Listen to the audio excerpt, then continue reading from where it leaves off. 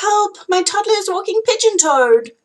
Hi, I'm Holly. As a pediatric occupational therapist, I help simplify child development for toddler mamas like myself so we can enjoy more free and colorful play and truly discover the wonder of these little years. Today I'm talking with Britta from Progress Through Play about pigeon-toeing. Why does it happen? Should we be concerned? And what can we do to help? Now, if you want to learn more about toddler development, don't forget to grab my free toddler developmental milestone charts for 1 to 4-year-olds below. Welcome. Thank you for being with us today. Today we are talking with Dr. Britta DeStefano, who is a Denver-based pediatric physical therapist, and through her concierge mobile practice, Progress Through Play, she provides both in-home and virtual services for children aged birth to 5 years. She believes that milestones shouldn't be a mystery and that no child should fall through the cracks, which is just, I think, just the best motto for a therapist. Britta, thank you so much for being with us. Yeah, thank you for having me. Is there anything that you'd like to tell our audience before we kick into this question? Just a little bit more about the work that you do. Yeah, I mean, I am a mom of 2 myself, so that really forms how I approach my practice. And I just love empowering parents and giving them peace of mind about their child's development and helping them to create those deeper connections with their children through play. Yes, definitely. And I think it's such an important thing because development can seem like a bit of a mystery.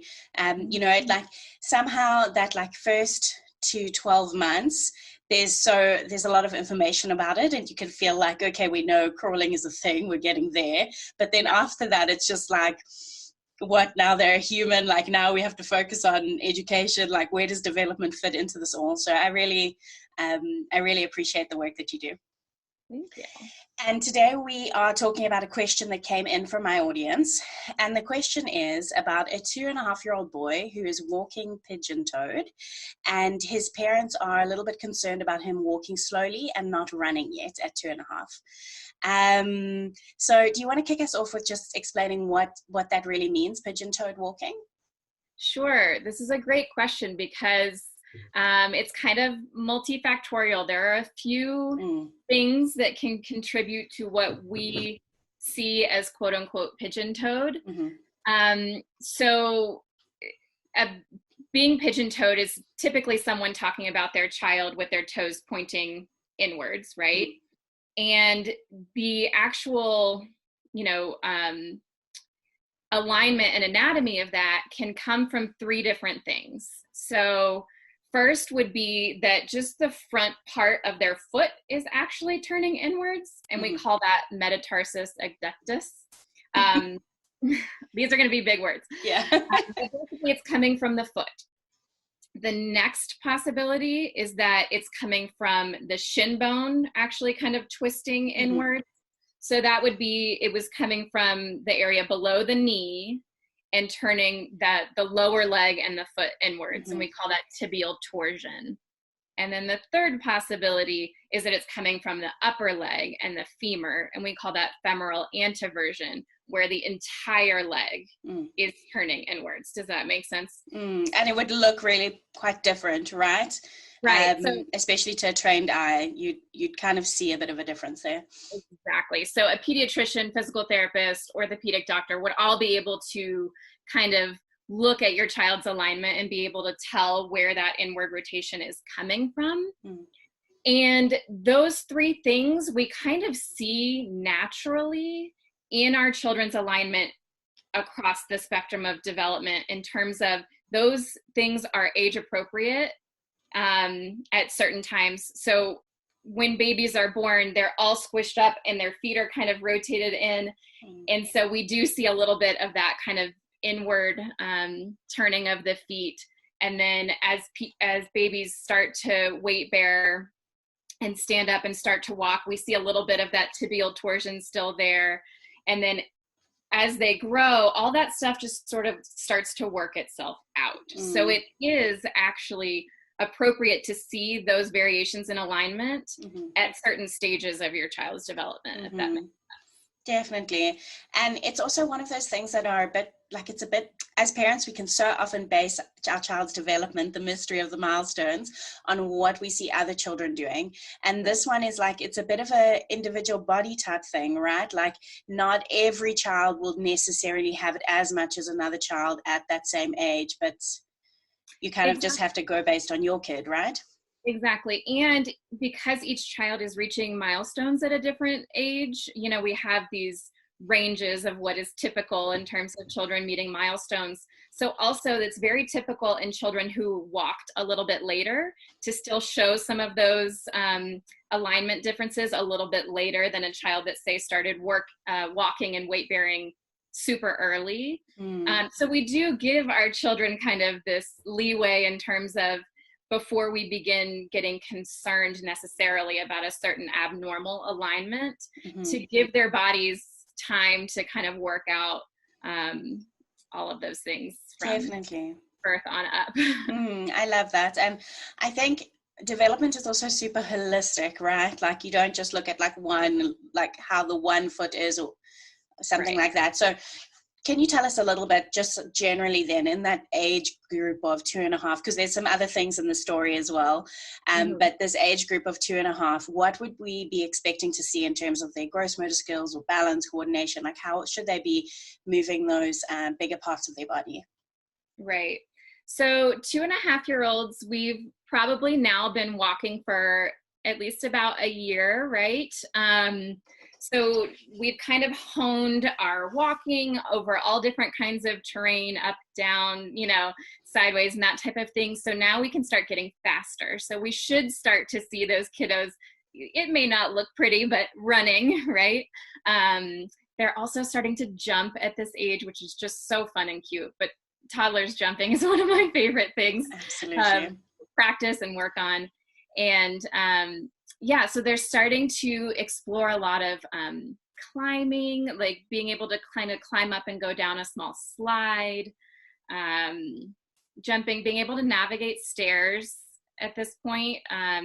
They may still, you know, step, and not alternate going up and down, but being able to kind of be more independent on stairs, you know, starting to really enjoy ball play, catching big balls and throwing and that type of thing, and starting to ride on toys or tricycles. It's a really fun age in terms of kind of the skills they're gaining with their like newfound stability in terms of their motor skills now that they've been walking for a while. Definitely. And they are like little testers, right? Like everything that they want to do is just test this out and test that jump on a different step and test like this and like that. Exactly. So in this example, the question that we got from these parents, there was also this other part of not just the pigeon toeing, but also the walking slowly and not running yet at 2.5. So what would you say for you? Would that come up as a red flag? Would you recommend like maybe seeking a bit of support there, or what are your initial thoughts? It's a great question, because when parents do ask me about kind of this lower extremity alignment, I do delve a little bit further in, is it affecting their function, right? And that's kind of one of the deciding factors in whether or not I'm going to recommend that you get your child evaluated. So if I were talking to this family, I would kind of want to delve deeper into when did they walk? When were they meeting these previous milestones? Because if they were a little bit late on all of that, then I would kind of expect that they were still working on running.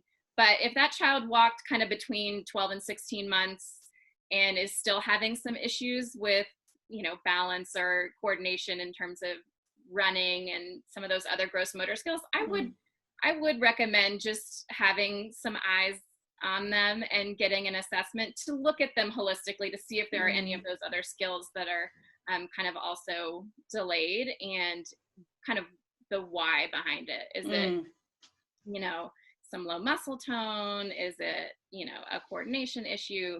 And kind of figure out the why, and then see if there's anything we can do to kind of help them out and give them a little bit of a boost. Yeah, definitely. I think one of the things with like generally with gross motor development as well is that because we don't always focus so much on the toddler years, you know, as opposed to the baby years, we sometimes miss that there are like small things that we could maybe change in our environment that would give a dramatic impact on their overall development. So like for me with this, as soon as I hear pigeon toed, my first question is always, what about W sitting? Like it just, so for anyone that doesn't know, do you want to just explain what that is? Right. So W sitting is where the child sits with their legs rotated in and their feet out to the side and behind them. And it can be, as therapists, we look at that as a possible red flag for some things going on either with their alignment, their core strength, muscle tone, that type of thing. If it is kind of the only position they're sitting in, or they use that position kind of excessively, we start to wonder if there's something deeper going on there. A lot of children kind of move in and out of it as a transitional position, which is fine. But it can be a little trigger for us as therapists that, oh, we might need to dig deeper and kind of see what's going on. And a lot of children who are pigeon-toed do demonstrate that W sitting. And I think especially as parents, you know, like if we can like realize, oh, this thing isn't the best position, and we can find better ways to challenge our child's development in a way that is still fun and playful and age appropriate for them, it can also just help, you know, that they're not sitting in that position then for longer periods during the day. Exactly. We like to just incorporate it into their normal play routines so that it's just this small change, but it still works within your family and your child's routine. I mean, there are actually, like, in terms of these little tweaks and like little barriers, there are so many small things that we could do as parents to really increase our child's, better support our child's development. I know you talk a lot about containers. Do you want to say just a word on that before we wrap up? Yeah, I mean, my approach to children's motor development is that the foundation for it is giving your child the freedom to move, right? And so anytime we restrict our child's movement by putting them into something like a container, which by that I mean, you know, like exercisers and bouncers and sit me up chairs and those types of things, we just aren't allowing them the possibility to practice and gain new skills. So whether you use those or not, it's all about finding a balance. Absolutely. Giving them that extra time with the freedom of just being out on the floor to move around. So I think even with our toddlers and older kids too, it's about getting that time to just go outside and practice all their big movements, or you know, in a playroom or a basement or something. That, you know, as they get into those preschool years, they do a lot of sitting. And especially up into elementary age. So just not forgetting that it's not just the babies that need that free movement, but you know, our toddlers and bigger kids too. Absolutely. Yeah. It's the way that they learn. Okay, well, I think we could honestly talk about this topic like all day, because there are so many factors, like especially when you talk about movement, like personality types in movements and how that affects like how we should support them as parents. And there's a lot. We're not going to cover it all today. I think that we've answered this question really well. And if anybody has any questions, you can also just leave it in the comment box below. Britta, thank you so much for being with us today.